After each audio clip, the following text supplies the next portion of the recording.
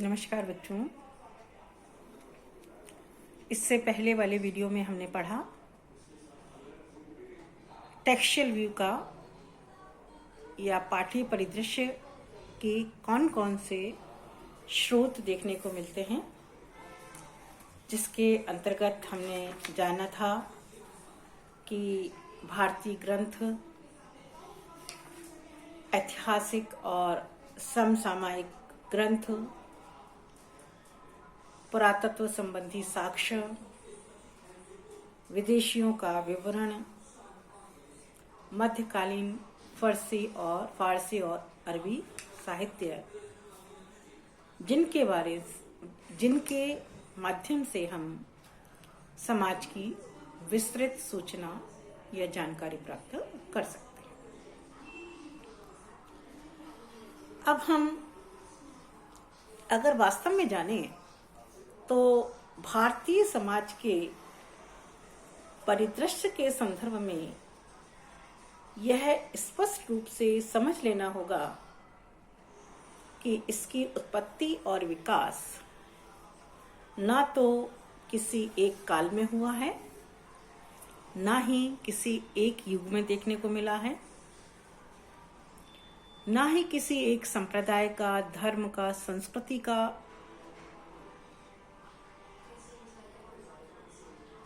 योगदान एक अकेले का रहा है, बल्कि भारतीय समाज के परिदृश्य को अगर हमें समझना है तो भारत में निवास करने वाली विभिन्न प्रजातियों, धर्म, संस्कृति, सभ्यता आदि को भी समझना होगा, तभी हम भारतीय समाज के बारे में ठीक प्रकार से जानकारी प्राप्त कर सकते हैं। जिसके अंतर्गत अगर हम इसे कई भागों में विभक्त करके समझने का प्रयास करेंगे तो हम इसे आसानी से समझ सकते हैं, जिसमें सबसे पहले प्रजातियों का योगदान, सिंधु घाटी की सभ्यता, वैदिक सभ्यता,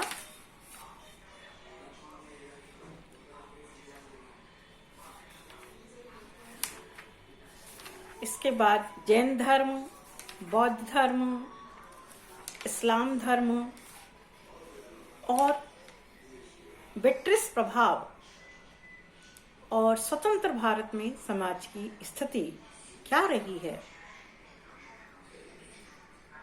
इससे हम ठीक प्रकार से इसे समझने का कार्य कर सकते हैं। सबसे पहले हम बात करते हैं प्रजातियों का योगदान। भारत की जनसंख्या में विभिन्न प्रजाति के लोग निवास करते हैं, जिसमें नीग्रो है, द्रविड़ है, मंगोलाइड है,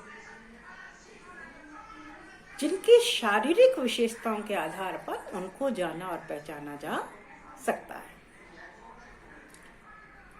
इन प्रजातियों का योगदान समाज के विकास के लिए बहुत रहा है।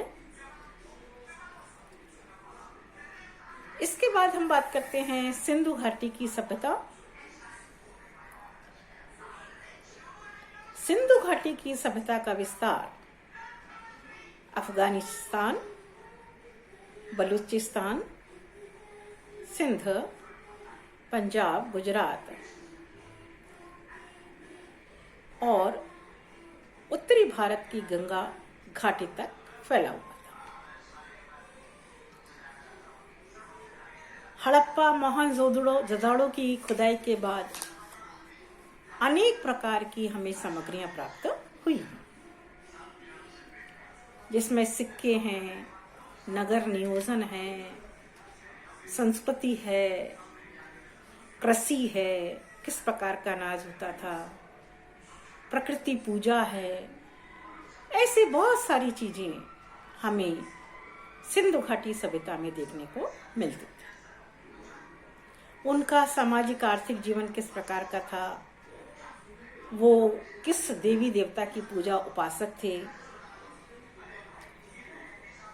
किस प्रकार वह प्रकृति से प्रत्यक्ष तौर पर जुड़े हुए थे, अंधविश्वास क्या उस समाज में देखने को मिलता था।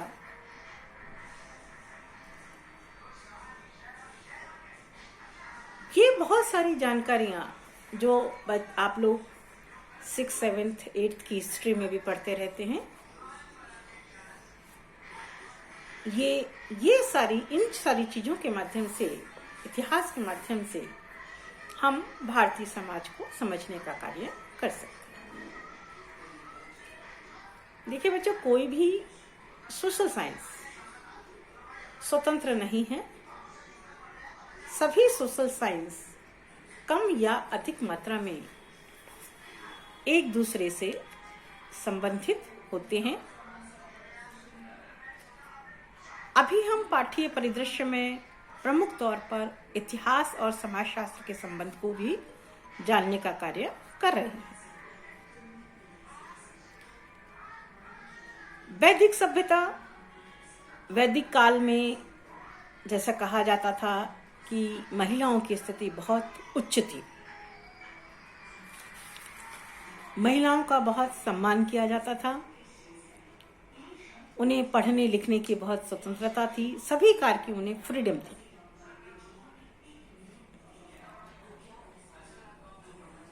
संस्कृति का आदान प्रदान, संस्कृति एक बहुत अच्छे स्तर पर उस समय देखने को मिलती थी। हमारे समाज की वर्ण व्यवस्था किस प्रकार की थी, आश्रम व्यवस्था क्या थी, इसके बारे में इस युग में हमें देखने को मिलता है। इसके बाद हमारे से समाज में जैन धर्म की भूमिका प्रमुख रही है। जैन धर्म के प्रमुख प्रवर्तक महावीर स्वामी हैं, जिन्होंने दर्शन, साहित्य, कला, वर्ण व्यवस्था, परिस्थिति, लिंग भेद, जाति भेद का विरोध किया आदि समाज में पाई जाने वाली व्यवस्था के बारे में विस्तृत व्याख्या और वर्णन किया है। इसके बाद बौद्ध धर्म। बौद्ध धर्म ने भारतीय समाज की अनेक कुरीतियों के विरुद्ध अनेकों आंदोलन किए, समाज में सत्य, अहिंसा, संयम, ब्रह्मचर्य आदि पर जोर दिया।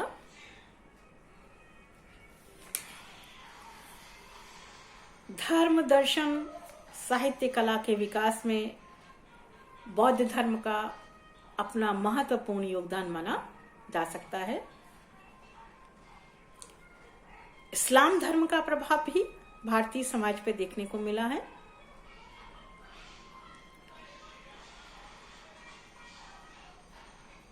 जितनी भी चित्रकला है, मूर्ति कला है, स्थापत्य कला है, कला के क्षेत्र में इस्लाम धर्म का बहुत योगदान है।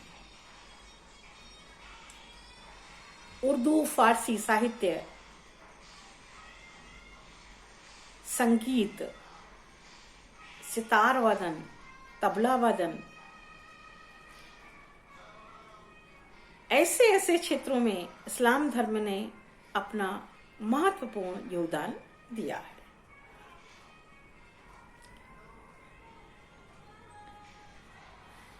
इस्लाम धर्म के समय समाज में अनेक प्रकार की कुरीतियां भी देखने को मिलने लगी। फिर भारत में इस्लाम धर्म के बाद ब्रिटिश काल आया, जिसमें हम सबको पता है कि अंग्रेजों ने लगभग 200 वर्षों तक भारत पर राज्य किया और भारत जिसे सोने की चिड़िया कहा जाता था उसे वह लूट कर ले गए। सोने की चिड़िया से तात्पर्य यह है कि भारत खनिज संपदा, प्राकृतिक संपदा में बहुत धनाढ्य है, आज भी धनाढ्य है। लेकिन आवश्यकता इस बात की है कि हम जो हमारे पास संसाधन हैं उसका हम ठीक प्रकार से उपयोग करना नहीं जानते।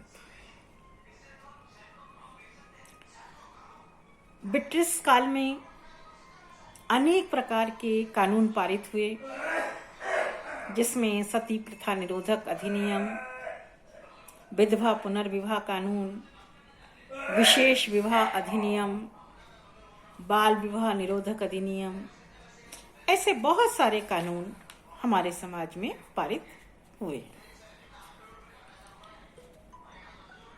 लास्ट में हम बात करते हैं स्वतंत्रता के पश्चात भारतीय समाज। भारत ने धर्मनिरपेक्ष प्रजातांत्रिक संविधान बनाया जो 26 जनवरी 1950 को लागू हो गया, जिसने भारत के सभी नागरिकों को समानता, स्वतंत्रता और न्याय के मौलिक अधिकार प्रदान किए हैं।